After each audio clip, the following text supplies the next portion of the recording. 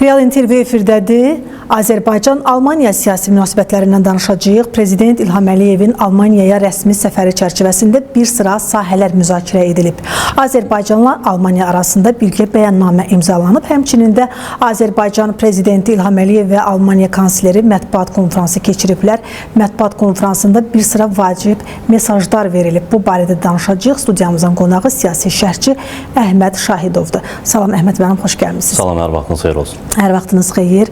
Əhməd mənim, təbii ki, Azərbaycan Prezidentinin və Almaniyanın kanslerinin orada müəyyən bir mesajları oldu. Biz veriliş boyunca bu məsələlərə toxunacağıq. Amma istəyirdim öncə Azərbaycan-Avropa münasibətlərindən danışaq ki, Azərbaycan Avropa üçün nə dərəcədə önəmli və vacibdir?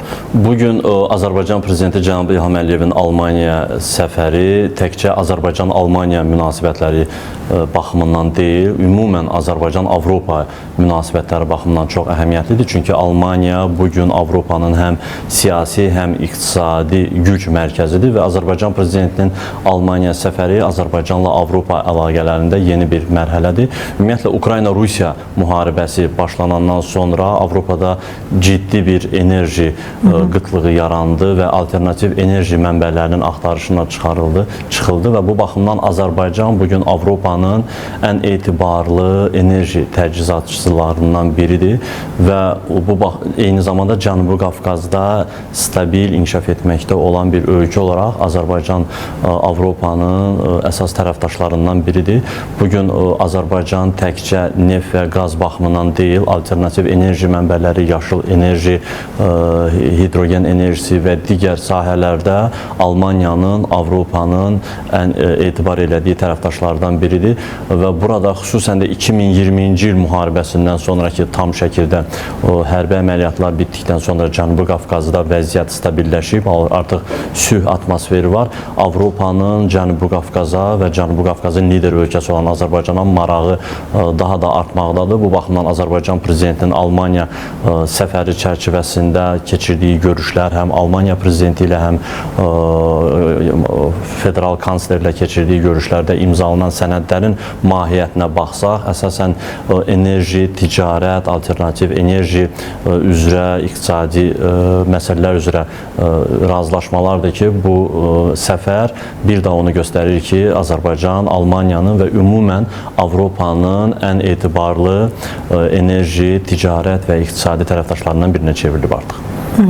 Əhməd müəllim, bir də Azərbaycan Prezidentinin belə deyək ki, o mətbuat konfransında onlar belə deyək ki, fikir irəli sürdülər. Müəyyən istiqamətlərdə fikir mübadiləsi aparıldı. Həm də imzalanmış sənədlər bizim üçün yeni bir səviyyəyə qaldırılacaq dedi Azərbaycan Prezidenti. Bu səfərdən sonra əlaqələrimizi hansı kontekstdə inkişafını proqnozlaşdırmaq olar? Ümumiyyətlə, Azərbaycanla Almaniya arasında uzun müddətdir ki, əməkdaşlıq inkişaf etməkdədir. Xüsusən də enerji sahəsində əməkdaşlıq uğurla inkişaf edir. Azərbaycan-Almaniya Ticarət Palatası fəaliyyət göstərir və bundan sonra artıq süni intellektin bütün dünyaya, yaşamımıza təsir etdiyini nəzərə alaraq bu razılaşmaların, bu müqavilələrin yenilənməsinə ehtiyac var.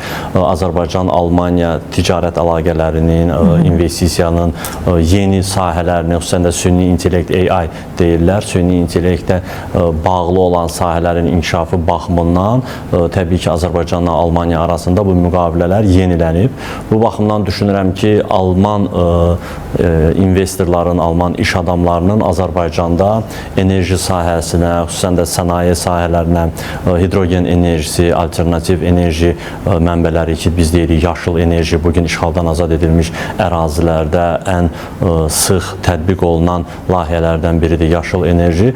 Bu baxımdan Almaniyadan olan iş adamlarının, şirkətlərin, xüsusən də böyük şirkətlərin Azərbaycana marağı bundan sonra da artacaq.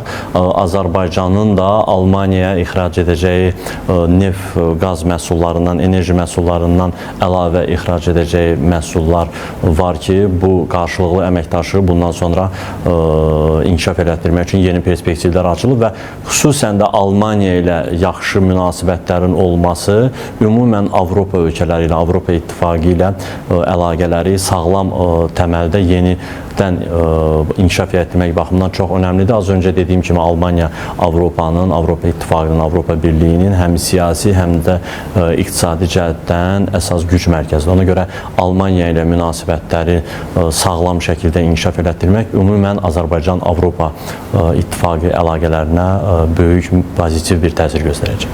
Az öncə siz söhbətimiz əsnasında Cənubi Qafqaz məsələsinə toxundunuz. Ümumiyyətlə soruşmaq istəyərdim ki, Cənubi Qafqaz həm təhlükəsizlik baxımından, həm bir bölgə olaraq Avropa İttifaqı üçün nə dərəcədə maraqlıdır? Yəni təkcə Azərbaycan deyil də ümumiyyətlə Cənubi Qafqaz təbii ki, bir tərəfdən Rusiya, bir tərəfdən İran İslam Respublikası, Türkiyə kimi ölkələrlə əhatə olunan Cənubi Qafqaz böyük güclərin, maraqlarının toqquşduğu bir bölgədir. Eyni zamanda Orta Dəhliz adlanan bir çox strateji bir ərazidir ki, və Cənubi Qafqazda bunu bir Azərbaycanlı olaraq demirəm, bir tərəfsiz ekspert kimi baxsaq, həqiqətən də Cənubi Qafqazın ən böyük, ən güclü, ən etibarlı və coğrafi cəhətdən ən sərfəli coğrafiyada yerləşən ölkəsi ilə Azərbaycandır. Bugün Gürcüstana baxsaq, bir zamanlar Avropa İttifaqı ilə çox yaxşı münasibətlərə malik Gürcüstanın bugün xarici siyasət kursunda ciddi dəyişikliklər baş verir. Bugün artıq Gürcüstan Rusiya ilə daha da yaxınlaşıb,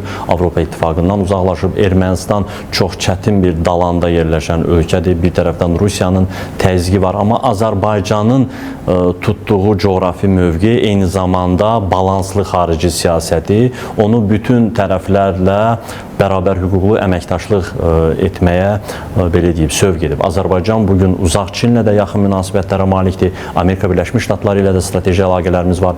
Qonşu Rusiya ilə də, İran İslam Respublikası ilə də və bu balanslı siyasət Azərbaycanı bütün münaqişələrdən, kataklizmlərdən, bütün belə deyək, problemlərdən kənarda saxlayır. Azərbaycan stabil, inkişaf etməkdə olan bir ölkədir və Avropa investorları üçün, Avropa şirkətləri üçün, elə Almaniya şirkətləri üçün əsas maraq kəsb edən element və milyardlarla avro vəsait sərf elətdikləri, yatırdıqları ölkədə stabilliyin olması, asayişin olması, inkişafın olmasıdır ki, onlar buradan pul qazansınlar, onlar yatırdıqları investisiyanın nəticəsini görsünlər. Bu baxımdan Azərbaycan Cənubi Qafqaz bölgəsində ən uğurlu, etibarlı tərəfdaşdır. Bu baxımdan Azərbaycan eyni zamanda neft və qazla zəngin bir ölkədir. Avropanın enerji ehtiyatlarını, belə deyək, enerji təchizatını təmin edən bir ölkədir. Təqribən 17 ölkəyə biz Azərbaycan qazını ixrac edirik. Bu baxımdan Azərbaycanla əməkdaşlıq edən və etmək istəyən Avropa ölkələrinin sırası bundan sonra da genişlənir. Xüsusən də Almaniya ki, Avropa İttifaqının əsas aparıcı ölkəsidir, Azərbaycanla strateji səviyyədə əlaqələri qurursa, bundan sonra digər Avropa ölkələri də Azərbaycanla bu əlaqələri yenidən nəzərdən keçirmək üçün belə deyək, növbəyə düzüləcəklər. Əhməd müəllim, istəyirdim ki, müharibədən əvvəlki dövrə nəzər salaq, bir də müharibədən sonraki dövrü müqayisə eləyək.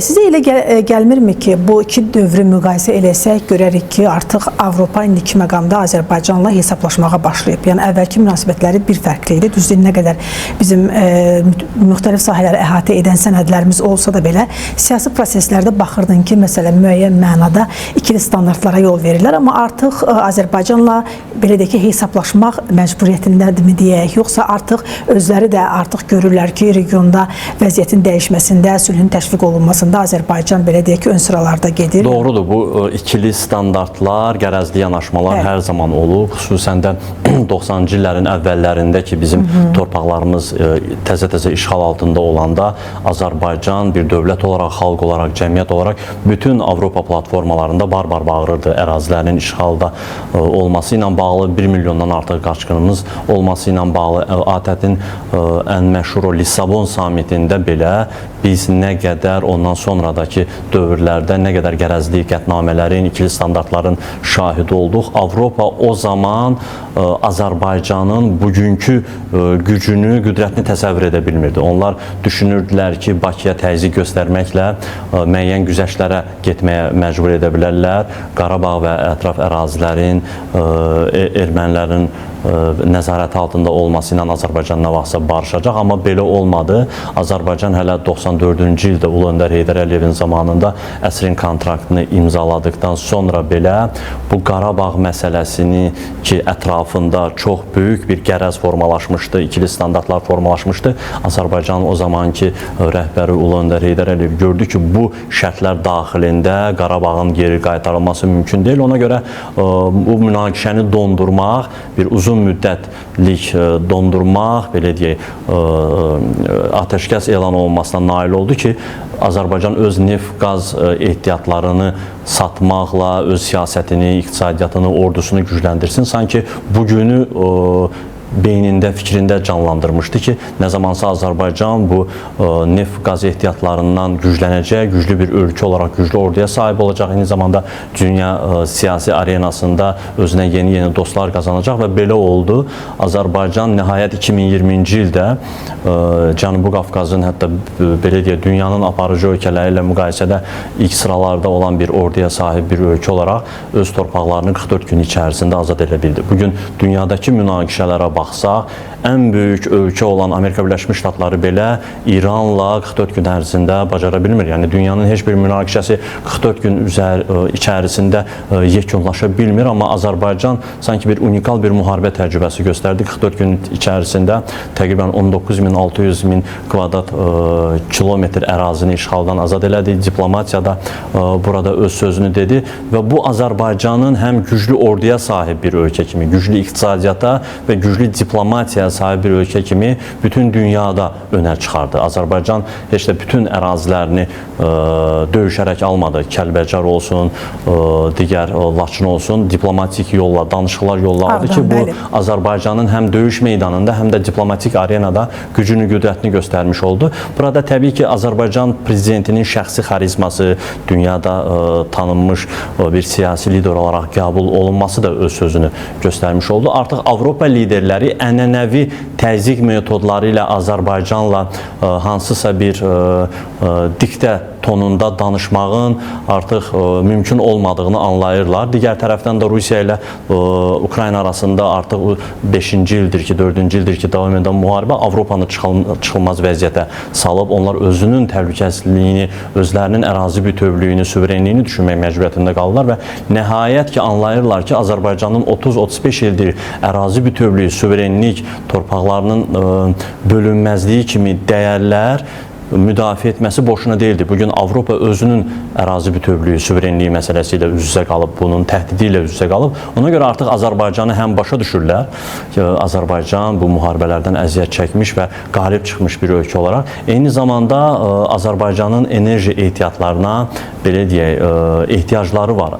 Azərbaycan etibarlı bir enerji təchizatçısı kimi bugün Avropanın, belə deyək, dostluq siyasında ilk sırada dayanan bir ölkədir. Bir də Azərbaycan hər zaman qarşılıqlı əməkdaşlığa önəm verən bir ölkədir. Azərbaycan dövləti son 30-35 il ərzində, yəni müstəqillikdən bu yana heç vaxt xarici siyasətində kəskin dəyişikliklər edən bir ölkə deyil. Bəzi ölkələr var.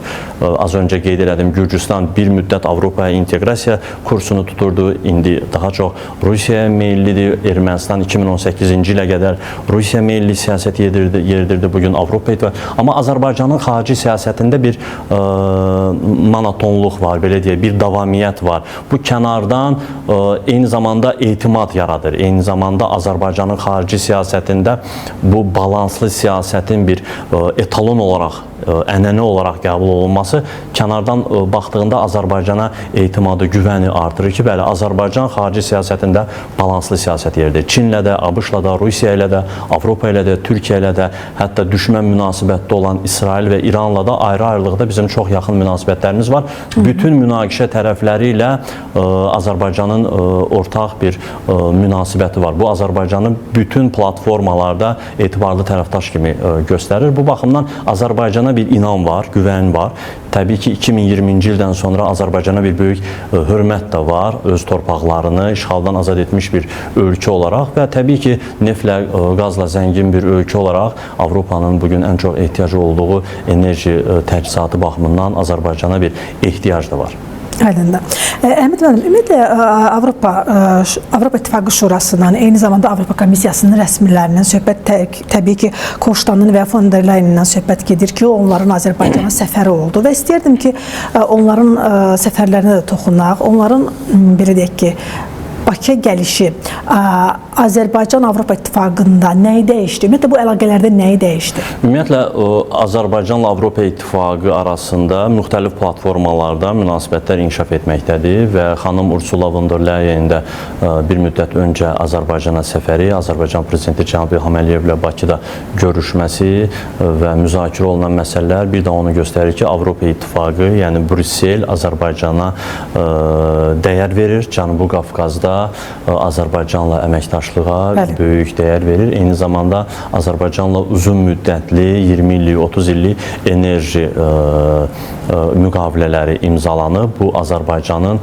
stabil inkişaf etməkdə olan bir ölkə olaraq Avropanın belə etimadını qazanması olmasıdır və dünyada baş verən bu münaqişələr Körfəz ölkələrində vəziyyət hansı yerdədir? İran ətrafında, Yaxın Şərqdə baş verən, Ukraynada baş verən müharibələr fonunda Cənubi Qafqazda stabilliyin olması, atəşkəsin olması, sülh şəraitinin olması çox önəmlidir və bu sülhün də elə memarı Azərbaycandır. Yəni Azərbaycan öz torpaqlarını müharibə yolu ilə geri alsa da bugün sülhün memarı Bakıdır.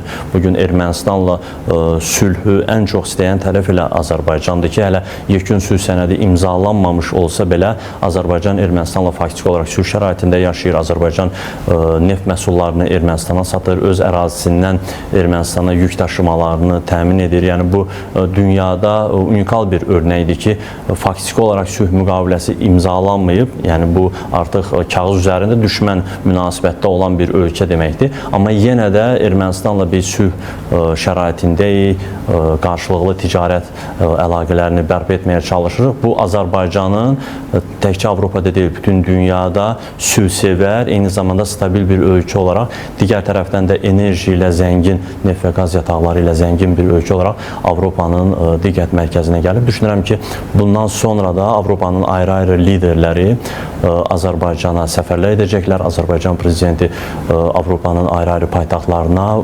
analoji səfərlər edəcək.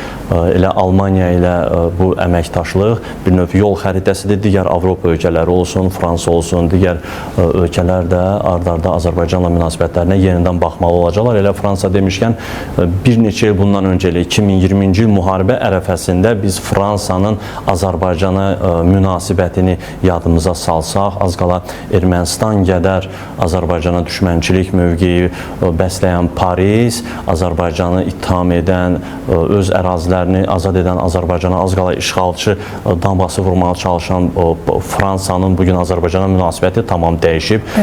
Prezident Macron, Azərbaycan Prezidenti Cənab İlham Əliyevlə görüşündə nə qədər güləriz, nə qədər səmimi. Bu hamısı Azərbaycanla, sizin az öncə dediyiniz kimi Azərbaycanla hesablaşmağın nəticəsidir ki, artıq Avropa liderləri Azərbaycanla hesablaşmaq məcburiyyətindədirlər. Aydındır. Çox sağ olun, təşəkkür edirəm sizə. Təşəkkür edirəm. Qeyd edək ki, biz Azərbaycan-Almaniya siyasi əlaqələrindən danışdıq. Studiyamızın qonağı siyasi şərhçi Əhməd Şahidov idi.